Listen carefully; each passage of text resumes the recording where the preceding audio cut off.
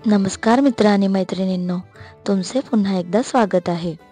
तर जसे की आपल्या सगळ्यांना माहिती आहे की फेब्रुवारी महिन्यात मुख्यमंत्री युवा कार्य प्रशिक्षण योजनेचा 6 महिन्यांचा कालावधी हा संपणार आहे.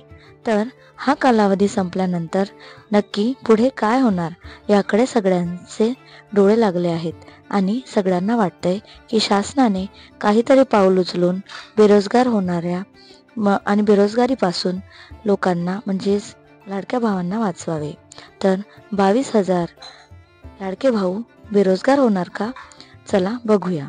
विधानसभा निवडणुकीपूर्वी महायुती सरकारने मुख्यमंत्री युवा कार्य प्रशिक्षण योजनेतून 22,565 युवकांना प्रशिक्षणार्थी म्हणून शासकीय विभागांमध्ये नियुक्ती दिली.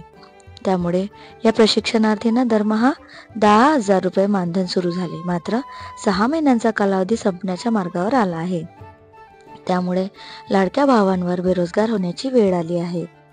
राज्यात महायुती सरकारने विधानसभा निवडणूक जाहीर होण्यापूर्वी महिलांसाठी मुख्यमंत्री माझी लाडकी बहीण योजना सुरू केली आणि या योजनेतून महिलांना दरमहा 1,500 रुपयांचा लाभ सुरू करण्यात आला. त्यानंतर विरोधकांकडून बेरोजगारीचा मुद्दा उपस्थित करीत लाडक्या भावांचे काय असा सवाल करण्यात आला आणि सरकारने मुख्यमंत्री माझी लाडकी बहीण योजनेपाठोपाठ बेरोजगार युवकांसाठी मुख्यमंत्री युवा कार्य प्रशिक्षण योजना सुरू केली.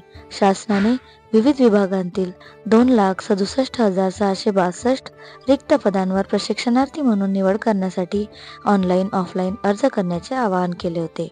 6 महिने 10,000 प्रमाणे मानधन मिळणार असल्याने 1,55,980 युवकांनी पोर्टलवर नोंदणी केली. त्यापैकी 51,498 उमेदवारांची निवड करण्यात आली होती. प्रत्यक्षात 22,565 उमेदवार प्रशिक्षणार्थी म्हणून रुजू झाले.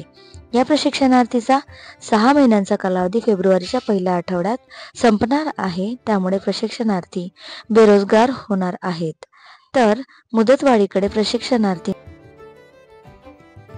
मुख्यमंत्री युवा कार्य प्रशिक्षण योजनेचा कालावधी संपत आला असल्याने प्रशिक्षणार्थींकडून जिल्हाधिकाऱ्यांमार्फत शासनाला निवेदने पाठवली जात आहेत.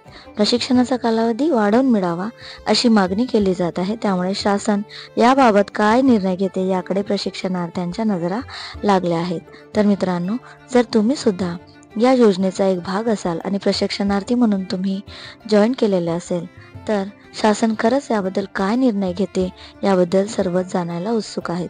तर समोर येणाऱ्या अपडेटसोबत मी पुन्हा एकदा व्हिडिओ घेऊन येईन.